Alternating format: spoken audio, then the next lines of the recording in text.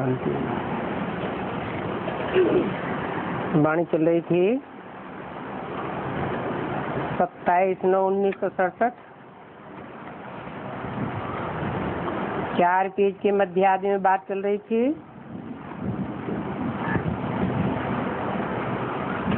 यहाँ तो पेट चीर करके बच्चा निकालते हैं, और वहां पर तो कैसा अच्छा जन्म होता होगा, जैसे कि फूल पैदा होता है, कचरा आदि कुछ भी नहीं होता। यहाँ तो देखो मनुष्य कितने दुखी हैं, और फिर रिद्धि सिद्धि वाले भी बहुत तंग करते हैं।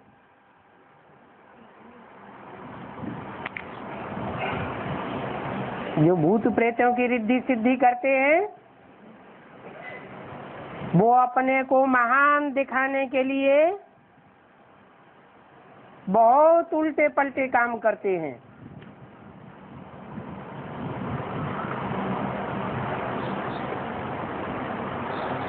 प्रेत योनि की पूजा करते हैं,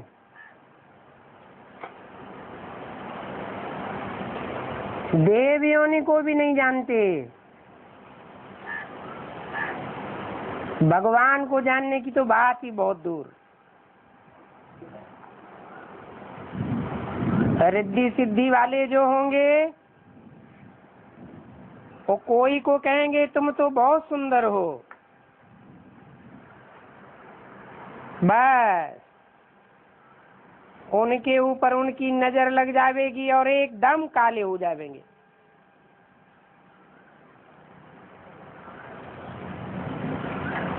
ऐसे ऐसे टांट बहुत कसते हैं और उल्टा काम कर देते हैं।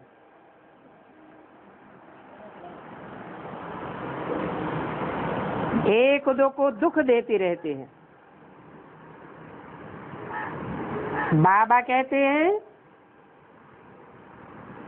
अब इन बातों में बाप क्या कर सकते हैं। कोई भूत प्रेत वाली तांत्रिक प्रक्रियाएं करते हैं, दूसरों को दुख देते हैं, अपना हिसाब किताब पूरा करते हैं। इसमें बाप कुछ नहीं कर सकता। बाप तो है पति दुनिया को पावन बनाने वाला, और इन कोई बातों में कोई कनेक्शन नहीं है। ये तुम्हारा अपना अपना हिसाब किताब है। पूर्व जन्मों में जिन आत्माओं के साथ जैसा हिसाब किताब जोड़ा है, वो तो चुकतू करना ही पड़ेगा। इसमें बाप कुछ नहीं कर सकते। बाप तो सीधी बात बताते हैं,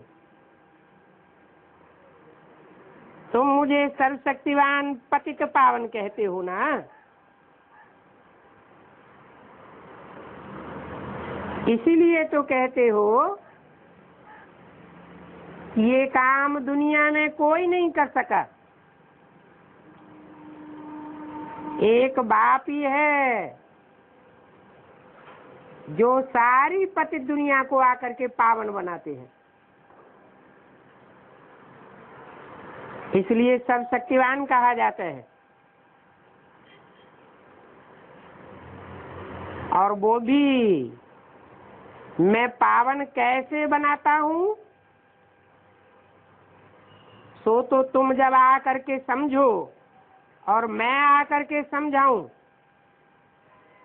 पावन बनाऊं, तभी तुमको पता होवे। तुमको कहता हूँ अपन को आत्मा समझो और मुझे याद करो, तो तुम पावन बन जाएंगे।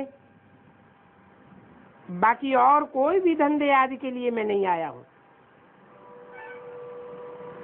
ऐसे नहीं औलियों आदि की तरह भूत प्रेतों को कब्जे में करना और उनको भगाना, ये कोई मेरा काम है। मैं तो कहता हूँ बीमारी आती है जाओ डॉक्टर के पास, भूत प्रेत आता है जाओ औलिया के पास।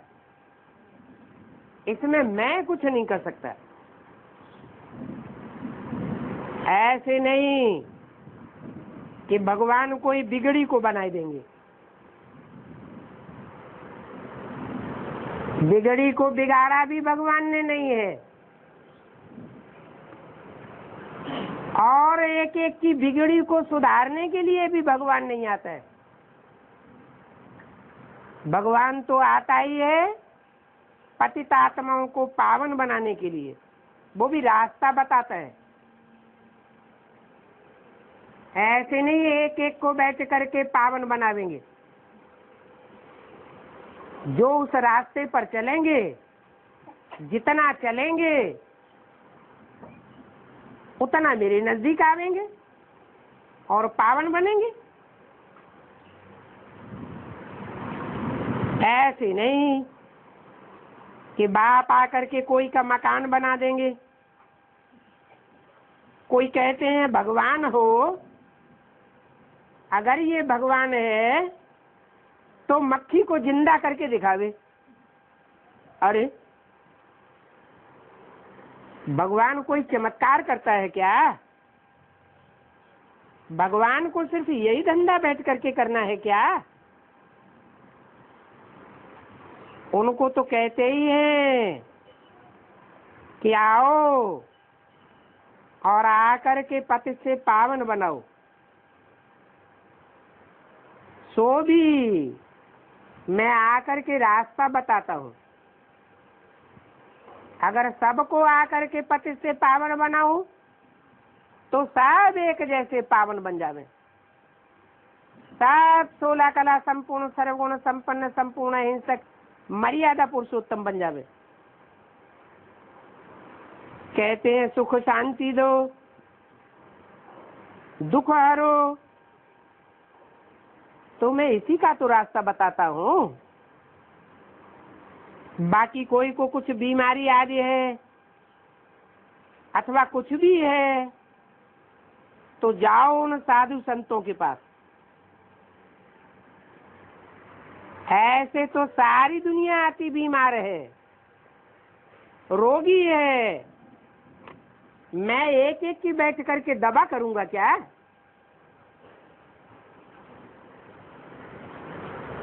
ये जिस्मानी धंधा मेरा नहीं है। मैं तो आता हूँ रूहानी धंधा करने के लिए। रूहों का डिफेक्ट निकल जाता है, सतयुग में सब निरोगी हो जाते हैं। ये तो है ही रोगियों की दुनिया। तो मैं आकर के तुमको प्योर होने का रास्ता बताता हूँ।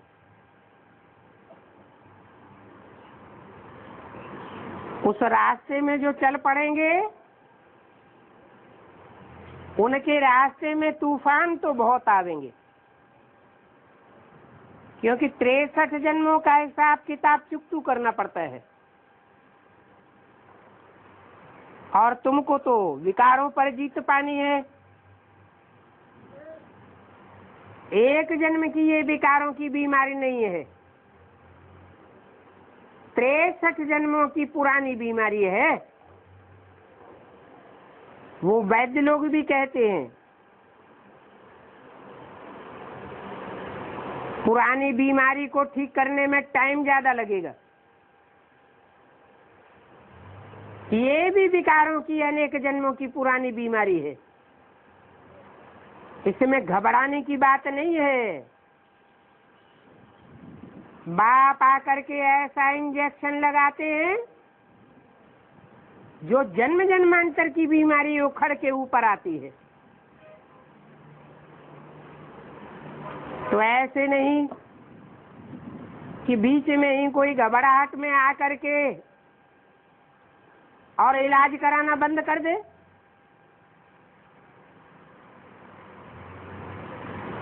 मेहनत करते करते तुम्हारी विजय हो जाएगी।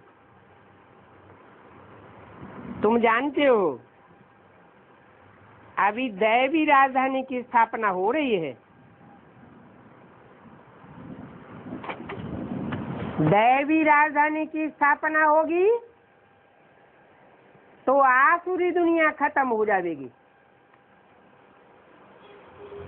आसुरी दुनिया है बेविचारी, और दैवी दुनिया है अब बेविचारी। एक है हंसों की दुनिया और एक है बगुलों की दुनिया।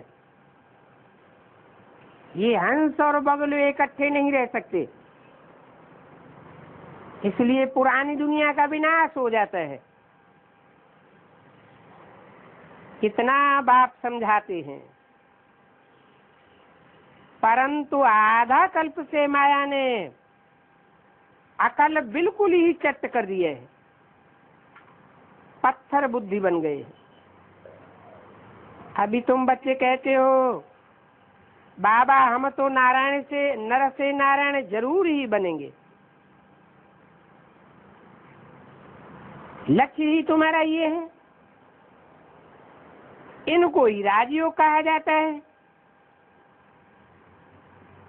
भगवान वाच है मैं तुमको राजाओं का राजा बनाता हूँ। ये है पुरुषोत्तम संगम युग।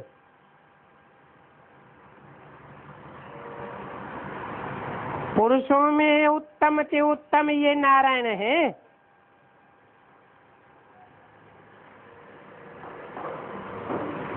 और फिर नंबरवार दुनिया को उत्तम बनना है। चाहते हैं मुक्ति धाम जावे, परंतु आत्मा जब तक प्योर न बने तब तक मुक्ति धाम नहीं जा सकती।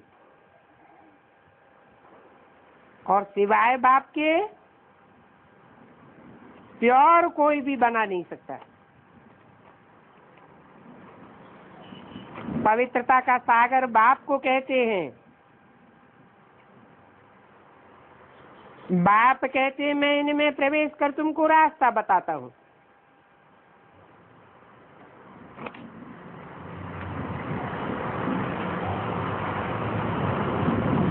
एक में प्रवेश नहीं करता हूँ,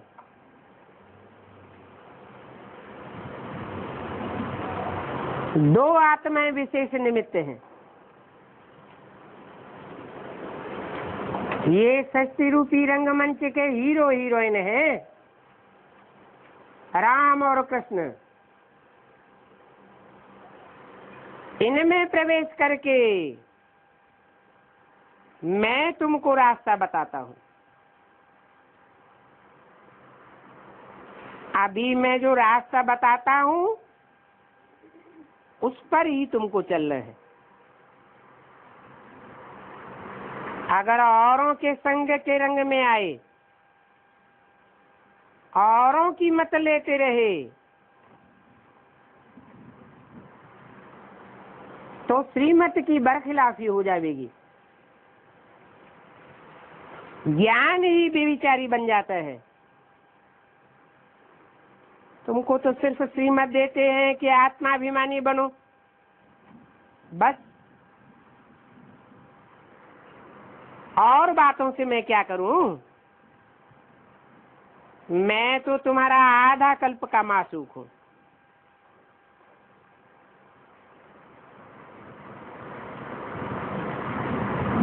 वो है पारलौकिक बाप और ये तो है अलौकिक बाप।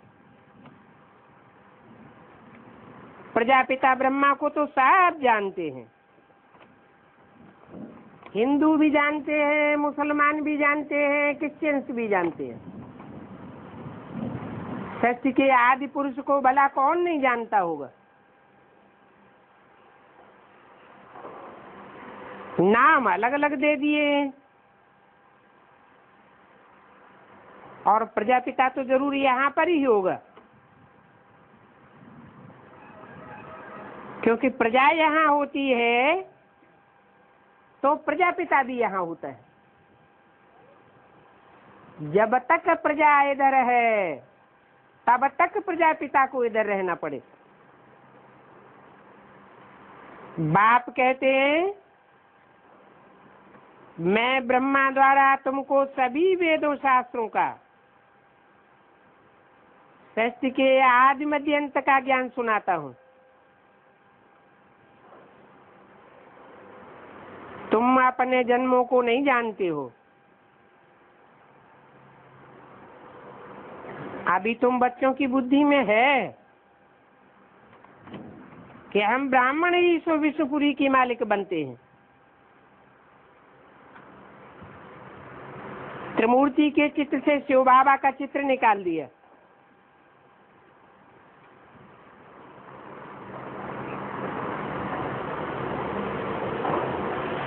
निकाल दिया है क्या? त्रिमूर्ति के चित्र में शिव ज्योति बिंदु का चित्र है, वो भी रखा हुआ है।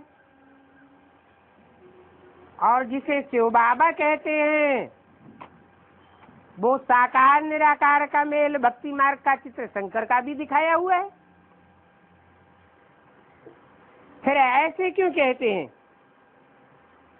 कि त्रिमूर्ति के चित्र से शिव बाबा का चित्र निकाल दिया? इसका क्या मतलब हुआ?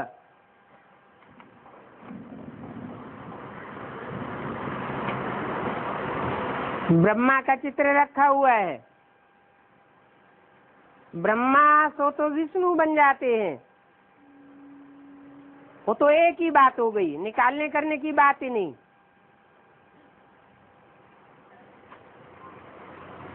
जो ब्रह्मा बनते हैं वो नंबरवार विष्णु बनते हैं।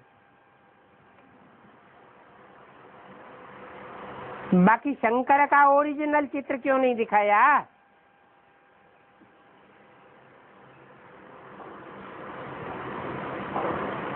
ब्रह्मा का ही चित्र क्यों रख दिया?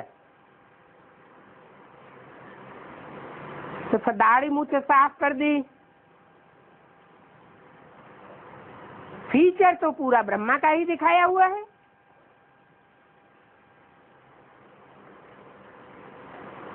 इसलिए बोला कि त्रिमूर्ति के चित्र में से शिव बाबा का चित्र निकाल दिया है। यज्ञ के आदि में ही जो बीजारोपण का विशेष पाठ बजाया,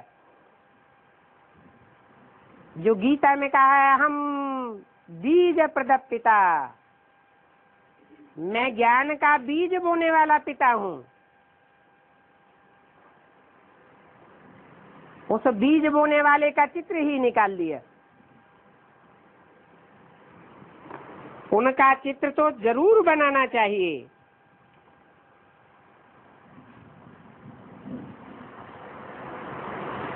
इसलिए बोला ये त्रिमूर्ति का चित्र कोई यथार्थ नहीं है। तुम बच्चों को त्रिमूर्ति का यथार्थ चित्र बनाना चाहिए।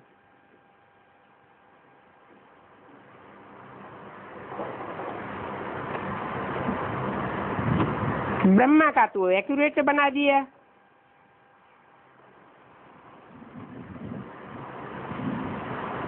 फिर उन शिव बाबा का अलग क्यों बना दिया? ब्रह्मा द्वारा स्थापना, शंकर द्वारा विनाश, ये कौन करवाते हैं?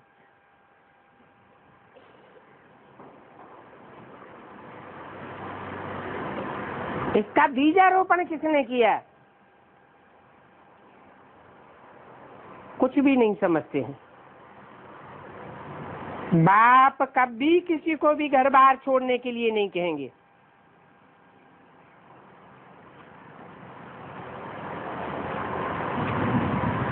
ये तो पहले भट्टी बननी ही थी, तो ड्रामा में इनका पार्ट था।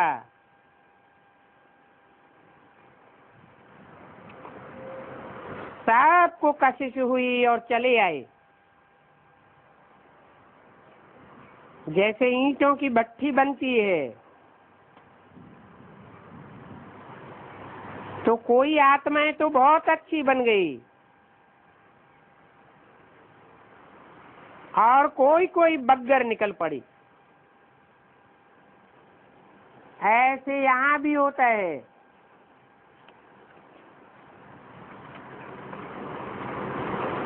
आज में भी ये बच्ची चली थी।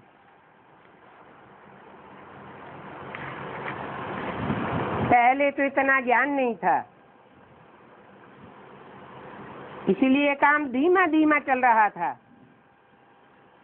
अभी तो तुम बच्चों की बुद्धि में पूरा ज्ञान है। ओम शांति। आज का रात्रि क्लास है 27/9/67 का।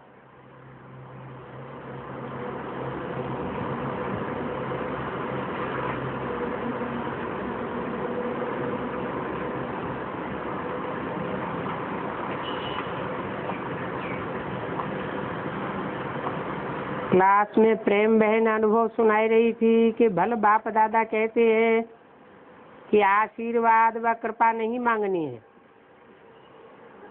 परंतु सन्मुख आने से ऑटोमेटिकली आशीर्वाद मिल जाती है।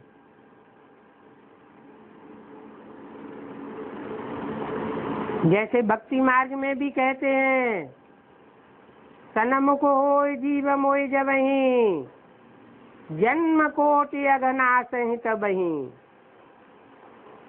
भगवान के सन्मुख आने मात्र से ही आत्माओं के अनेक जन्मों के पाप भस्म हो जाते हैं। अब है तो ये भक्ति मार्ग की बात, बिना पुरुषार्थ के कैसे भस्म हो जाएंगे। हाँ, इतना कह सकते हैं कि पूर्व जन्मों में ऐसे कोई सुकृत किए हैं कि हम आत्माएं नंबरवार बाप के सन्मुख आती है और दूसरे नहीं आ पाते।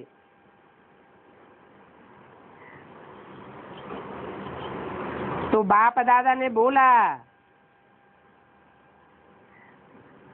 क्या बाप आशीर्वाद करते हैं?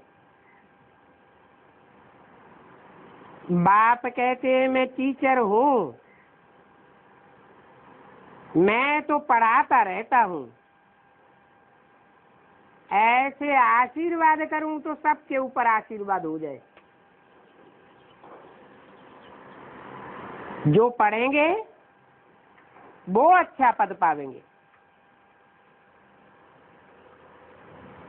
बाकी मैं अगर आशीर्वाद करता रहूं तो सब आगे चले जाएंगे।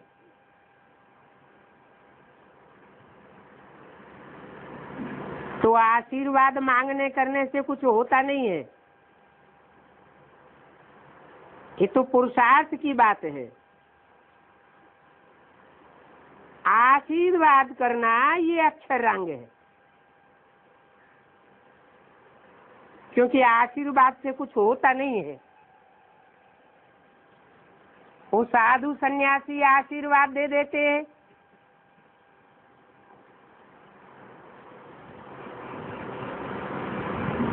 जिनको लगना होता है उनको लग जाता है, तो बस उनके पीछे पड़ जाएंगे, भगवान समझेंगे। अगर नहीं हुआ तो कहेंगे भगवान की भाभी। कहते हैं चिरंजीवी भव, लंबे समय तक जियो, पुत्रवान भव, धनवान भव। अब उनके कहने से कोई मिलता है क्या? पूर्व जन्म में ऐसी करनी की होगी तो मिलता है, नहीं तो नहीं मिलता है। बाप कहते हैं भक्ति मार्ग में जो कुछ तुम मांगते हो वो मैं नहीं देता हूँ, वो तो ऑटोमेटिक तुम्हारे पूर्व जन्मों के कर्मों के अनुसार तुम्हें मिलता है। मैं तो ड्रामा अनुसार अपनी फर्ज अदाई समझ करके आता हूँ। बाप के पास जो भी वर्षा है वो बच्चों को देने के लिए बांधा हुआ हूँ।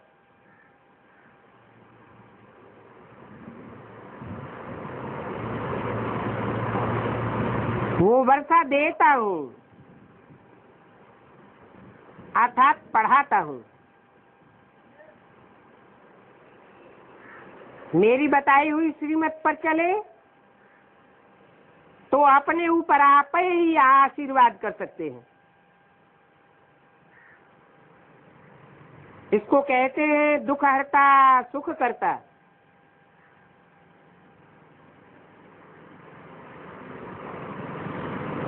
अगर मैं सभी का दुख हरता हूँ और सभी का दुख सुख करता हूँ तो सभी को देना पड़े, क्योंकि बच्चे तो सभी है ना। तो समझना चाहिए ये आशीर्वाद भक्ति मार्ग का अक्षर है। ये ज्ञान की बात नहीं है। भगवान आकर के एक एक को आशीर्वाद नहीं देते।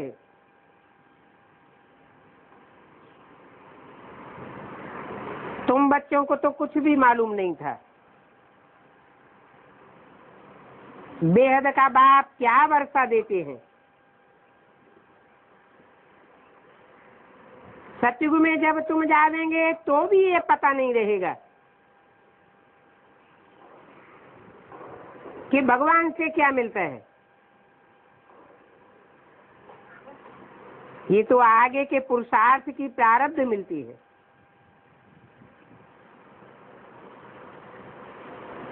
बाप कहते हैं माम एकम याद करो, तो जैसे कि अपने ऊपर आशीर्वाद कर लेंगे। टीचर तो पढ़ाते हैं, टीचर की मत पर चल करके अपने ऊपर आशीर्वाद करते हो। तो श्रीमत से तुम जितना ऊंच बनना चाहो उतना ऊंच बन सकते हो। तुम बच्चे ये बात याद रखो कि हम बाबा के हैं, बाबा की ही मत पर चलेंगे और हम कोई के नहीं हैं। तुम बच्चों को चित्रों पर बहुत सेवा करनी है, क्योंकि तुम स्वर्ग की बादशाही पाए रहे हो। दुनिया वाले अगर समझे हम नरकवासी हैं तो उनको अपने ऊपर नफरत हो जाए, परंतु वो दुनिया वाले ऐसा समझते नहीं है कि हम नरकवासी हैं। तो तुमको समझाना है ये दुनिया दुखधाम है, नरक धाम है, और अभी ये बाप आकर के इस दुखधाम को सुखधाम बनाने की ऊंच से ऊंच मत देते हैं। गायन भी है, प्रभु तुम्हारी गतमत न्यारी, तुम्हारी गतमत तुम ही जानो। अर्थात और कोई मनुष्य मात्र साधु सन्यासी भगवान क्या मत देते हैं वो नहीं जानते हैं। अगर जानते होते तो दुनिया का कल्याण करते। अभी तुम तो ऐसे नहीं कहेंगे कि बाप की गतमत न्यारी, हम नहीं जानते। तुम तो जान गए हो कि बाप आकर के कैसे सदगति करते हैं और कैसे दुर्गति होती है। कैसे सदगति होती है और कैसे दुर्गति होती है। एक सदगुरु निराकार से सदगति और अनेक मनुष्य गुरुओं से दुर्गति। और ऐसे नहीं है ये सदगति और दुर्गति की लीला 5000 वर्ष में ही देखेंगे कि 2500 वर्ष सदगति होती है और 2500 वर्ष दुर्गति होती है। नहीं, वो भी होती है, वो विराट ड्रामा है। लेकिन संगम युग में भी ये सदगति और दुर्गति का ड्रामा चलता है। यहाँ शूटिंग होती है, ठोकर खा करके फिर ठाकुर बनते हैं। ये नुदा हुआ है। जो यहाँ श्रीमत पर चलते हैं वो प्रैक्टिकल में अपनी सदगति देखेंगे, दूसरे भी उनकी सदगति को देखेंगे। और जो श्रीमत पर नहीं चलते हैं वो यहाँ ही अपनी दुर्गति देखेंगे। दूसरों को भी दिखाई पड़ेगी कि श्रीमत पर न चलने के कारण इनकी दुर्गति हो गई। तो तुम जान गए हो कि सदगति कैसे होती है, दुर्गति कैसे होती है। अभी तो तुम पुरुषोत्तम संगम युग पर बैठे हो। पुरुषोत्तम संगम युग होता ही तब है जब बाप पुरुषों में उत्तम से उत्तम तुमको बनाने के लिए आते हैं। ये बातें समझाना किसी को बहुत सहज है। कोई पूछे तुम भारत की क्या सेवा करते हो, बोलो सारे विश्व में अशांति फैली हुई है। अपने तन से सब अशांत हैं, धन से अशांत हैं, अपने मन से सब अशांत हैं। संगी साथी संबंधियों से सब अशांत हैं, क्योंकि सारी दुनिया झूठी और धोखेबाज बनती जा रही है।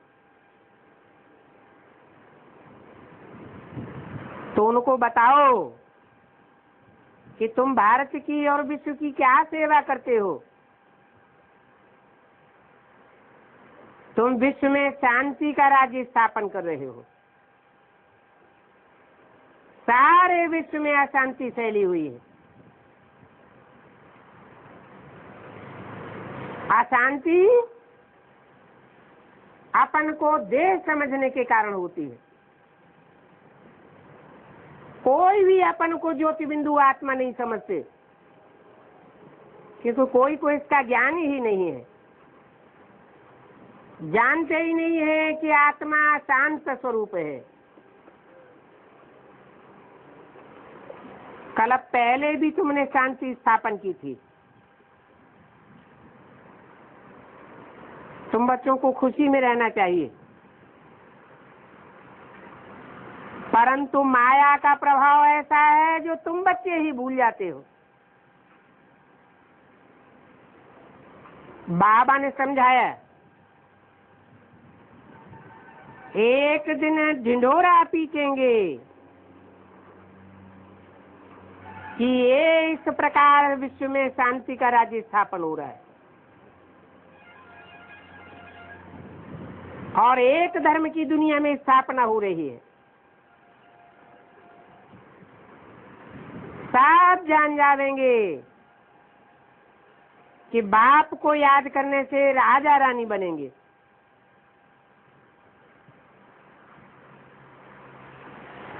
अभी बाप ब्रह्मा द्वारा नई दुनिया की स्थापना कर रहे हैं।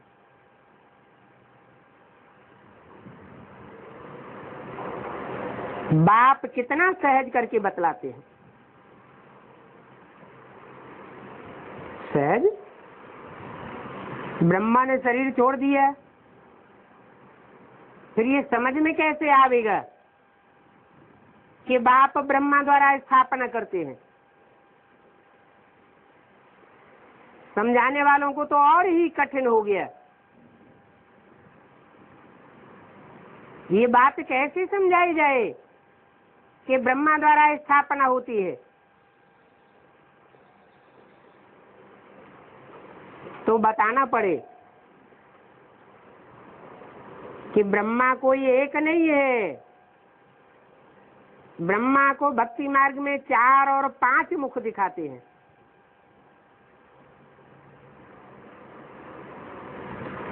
बोला भी है, यह ब्रह्मा चला जावे तो जिस तन में भी प्रवेश करेंगे उसका नाम ब्रह्मा रखना पड़े। बाकी ऐसे नहीं है कि ब्रह्मा ने शरीर छोड़ा तो उनकी आत्मा काम करना बंद कर देती है। नहीं, सूक्ष्म शरीर से भी कार्य करती रहती है। कोई में बीज रूप स्टेज में प्रवेश करके भी कार्य कर सकती है। तो बाप कितना सहज करके समझाते हैं, पर बच्चियां इन बातों को भूल जाती हैं।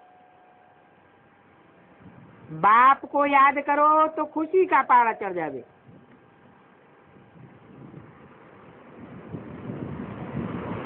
बाप है ही आनंद का सागर।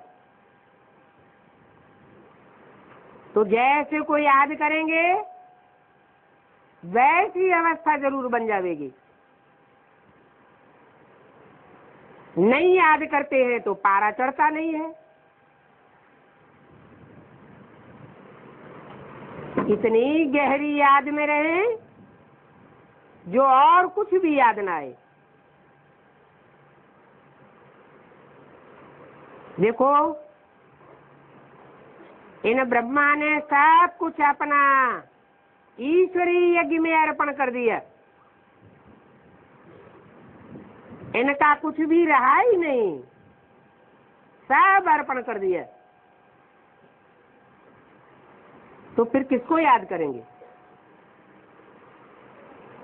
जिसको अर्पण कर दिया वो ही याद आवेगा। तो याद की यात्रा से सतो प्रधान जरूर बनना है। इशारा दिया कि जो जितना तन से, मन से, धन से अर्पण में बनेंगे ईश्वर के प्रति, उनकी आत्मा का दर्पण उतना ही पावरफुल हो जाएगा।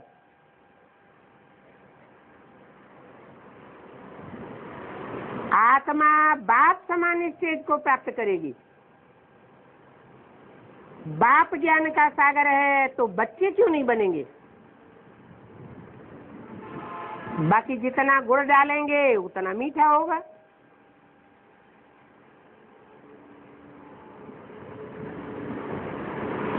तो ये पक्का याद रहना चाहिए कि हमको सतो प्रधान जरूर बनना है। ये दुनिया हमारे लिए ठहरी हुई है, नहीं तो 60-70 साल से एटम बम बन चुके हैं। अभी तक ये दुनिया खलास हो जाती, परंतु हमारे लिए अभी नई राजधानी की स्थापना नहीं हुई है। जब तक नई दुनिया की स्थापना नहीं हुई है तब तक इस पुरानी दुनिया का विनाश नहीं हो सकता। आगे चल करके तुम देखेंगे कैसे लड़ाइयां लगती हैं। जैसे एक सैंपल दिखाया सन 47 में,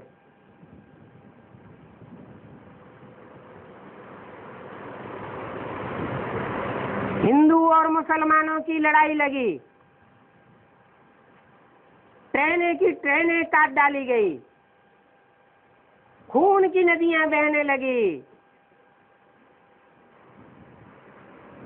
और उस समय ऐसा माहौल बन गया कि जो ये समझते थे कि ये मेरा बच्चा है, ये मेरी कन्या है, ये मेरी पुत्र वधू है, ये मेरी औरत है, ये मेरा बाप है, मैं इन्हें बहुत प्यार करता हूँ, वो सब छोड़ छोड़ के भाग गए।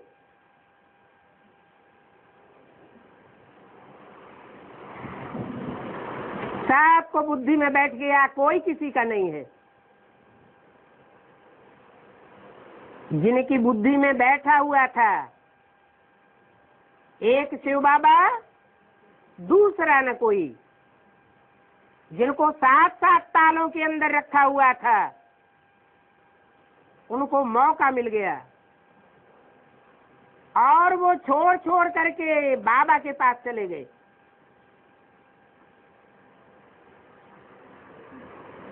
वो फिर भी बचे के बचे रह गए, उनको कोई भी हाथ नहीं लगा सका।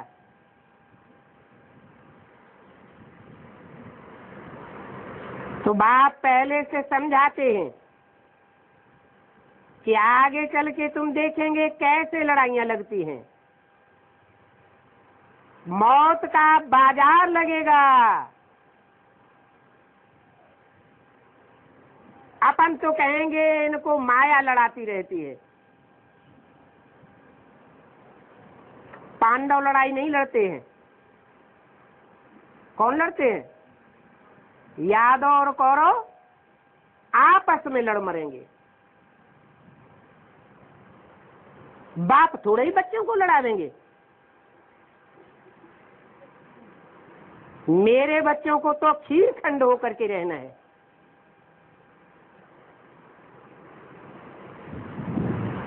जो माया रावण के बच्चे होंगे वो कट मरेंगे, लड़ मरेंगे। क्षीर सागर की भैंस में ये है विषय सागर। माया रावण की पाला में है विषय सागर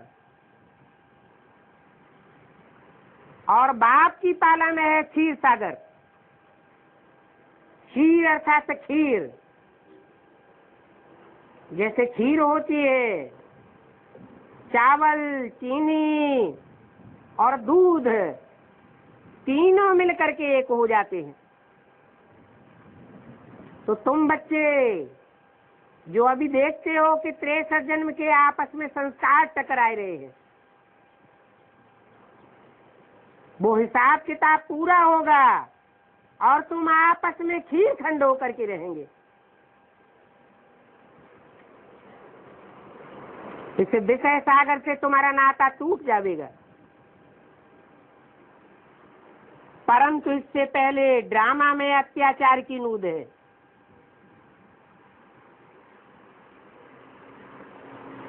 अत्याचार का मतलब ही है अति आचार, खराब हो जाएगा। अति का फिर अंत होगा।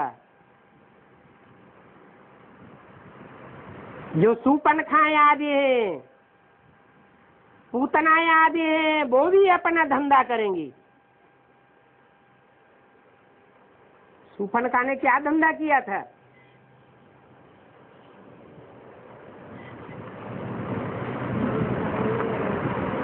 कांटों के जंगल में इधर उधर मारी मारी फिरती रहती थी, अकेली घूमती रहती थी और राम लक्ष्मण के सामने डोरे डालती थी। हमसे शादी कर लो, मैं कितनी सुंदर हूँ, तुमको बहुत सुख दूंगी। वो तो जानते थे ये दुनिया में घूमने फिरने वाली औरत है, इसका क्या ठिकाना। टाल दिया, बस आया गुस्सा और गई रावण के दरबार में। मेरे साथ इन वनवासियों ने ऐसा ऐसा दुर्व्यवहार किया, लगाई आग और रावण को गुस्सा आ गया और लड़ाई शुरू। तो ऐसे ऐसे काम सूपनखाएं पूतनाएं भी करेंगी। उस मारा मारी की दुनिया में उनको भी मौका मिल जाएगा। पूतना कहा जाता है, पूत माना पवित्र, ना माने नहीं, जो खुद पवित्र नहीं होती है और दूसरों के ऊपर उंगली उठाती है, डोरे डालती हैं। उन पूतनाओं के लिए बोला कि उनका भी उद्धार भगवान ने आकर के किया।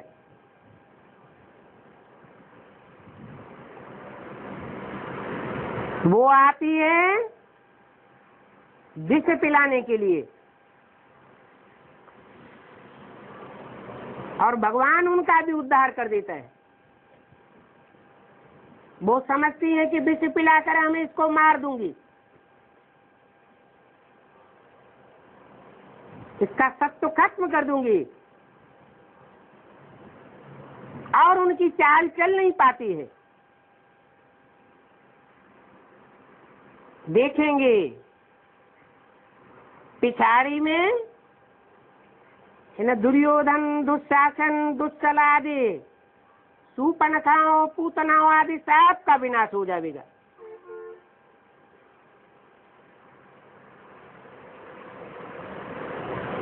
आगे चल के तुम बच्चे चित्रों पर पर्दे भी बनावेंगे।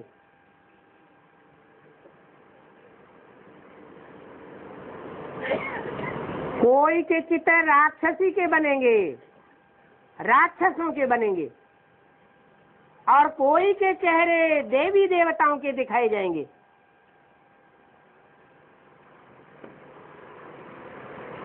इन चित्रों से बहुत सेवा होगी। सच्चाई सबको खींचती है, कशिश होगी।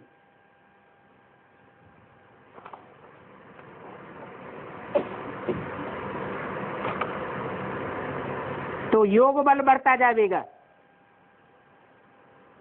नॉलेज कोई बल नहीं है, बल ज्ञान बल कहा जाता है, परंतु योग बल मशहूर है।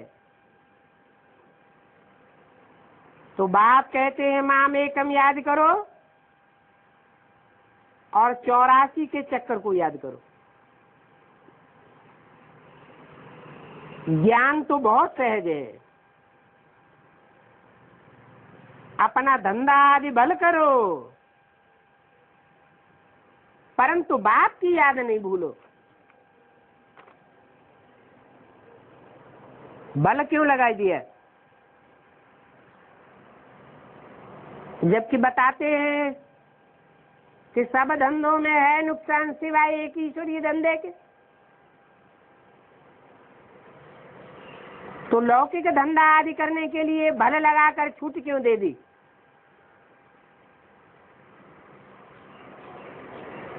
जब उन लौकिक धंधों में सबको नुकसान ही होने वाला है, इसलिए छूट दे दी। कोई 63 जन्म के आदि हैं, भक्ति भावना कम की हुई है, दुनियावी धंधे धोरी में बुद्धि फंसाने के आदि बन चुके। तो ईश्वरीय धंधे में उनकी बुद्धि नहीं लगेगी। इसलिए बोला अपना धंधा आदि भल करो, परंतु कोशिश करके बाप की याद न भूलो। क्योंकि तुम जानते हो अंत समय में ये पैसे आदि कुछ भी काम नहीं आवेंगे।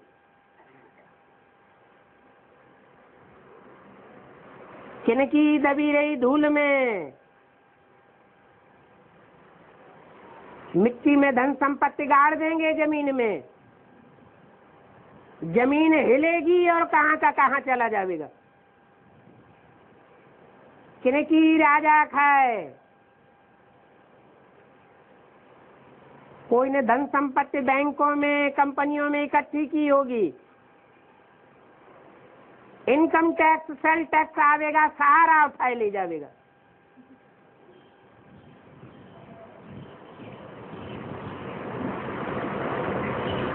चोरी चकारी बढ़ेगी, चोर और लुटेरे डकैत लूट ले जाएंगे, और जो कुछ बचेगा वो एटम बमों की आग में स्वाहा हो जाएगा। चारों ओर आगजनी होनी है। इसलिए बोला कि जिनकी बुद्धि धन कमाने में लगी हुई है उनकी किस्मत फूटी हुई समझो।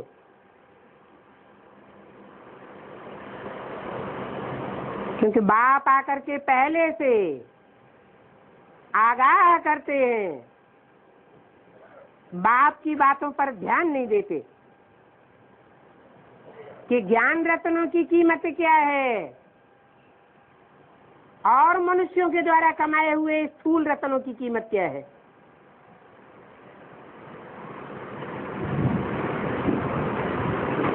तो बोला ये पैसे कोई के काम आने वाले नहीं हैं, सफली होगी उनकी जो खर्चे नाम धनी के। इसलिए बाप को याद करते चलो, मूल है याद की यात्रा। तो अपना टाइम वेस्ट न करो। फिर अपन को देखना है कि हमने सारा दिन में किसी को दुख तो नहीं दिया, काम कटारी तो नहीं चलाई। काम कटारी माना नैन कटारी। ये आंखें बड़ी धोखेबाज हैं, इनसे किसी को धोखा तो नहीं दिया। मैं तुम्हें बहुत प्यार करता हूँ, मैं तुम्हें बहुत प्यार करती हूँ। बाप कहते हैं ये कलयुगी झूठी दुनिया है, कोई किसी को प्यार करने वाला नहीं है। एक बाप ही प्यार का सागर है, जो रहम दिल है, सबके ऊपर ब्लिस करता है।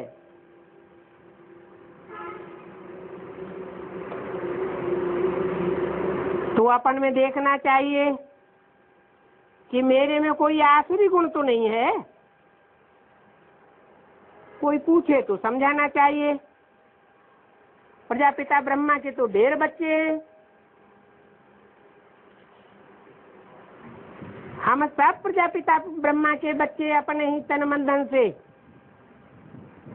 अपने भारत की सेवा कर रहे हैं, और इस बात को कोई जानते नहीं है। ये ईश्वरीय ज्ञान बड़ा विचित्र है। तुम्हारा है ये गुप्त सहज राजयोग। बाकी हम न कोई खाना खाते हैं और न कोई का पानी पीते हैं। दुनिया में जो ऐसे दिखाते हैं हठयोगी कि न खाना खाते हैं न पानी पीते हैं, वो तो उनका दिखावा मात्र है। यहाँ कोई हठयोग की बात नहीं है, यहाँ तो साधारण चलना है, साधारण खान पान है, साधारण पहनना ओढ़ना है, साधारण रहना है। परंतु पहले पहले तो विकारों को छोड़ना है और हीरे जैसा अपना जीवन बनाना है। अपन को चेक करना है हमारी क्रिमिनलाई तो नहीं हुई, कोई के ऊपर क्रिमिनल ने साल्ट तो नहीं किया। बाकी कहीं घर गृहस्थ में, परिवार में, रिश्तेदारों में रह करके प्याज आदि खाना पड़े, लाचारी हालत में, तो दृष्टि दे करके खा सकते हैं, परंतु लाचारी हालत में खाना पड़ता है। नहीं तो उन आत्माओं की डिसर्विस हो जाएगी। कोई का दिल नहीं दुखाना है। कह सकते हो हमारे पेट में दर्द होता है, हमारा पेट बहुत दिन से खराब चल रहा है, युक्ति से काम निकाल लेना चाहिए, नहीं तो दस्ती दे करके खाओ। और क्या करेंगे? तुम तो राजयोगी हो,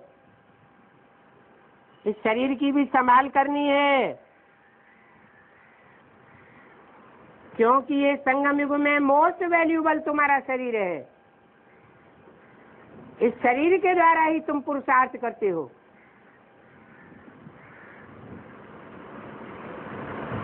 योग बल भी और शरीर की भी संभाल। बाकी मांस आदि नहीं खाना है,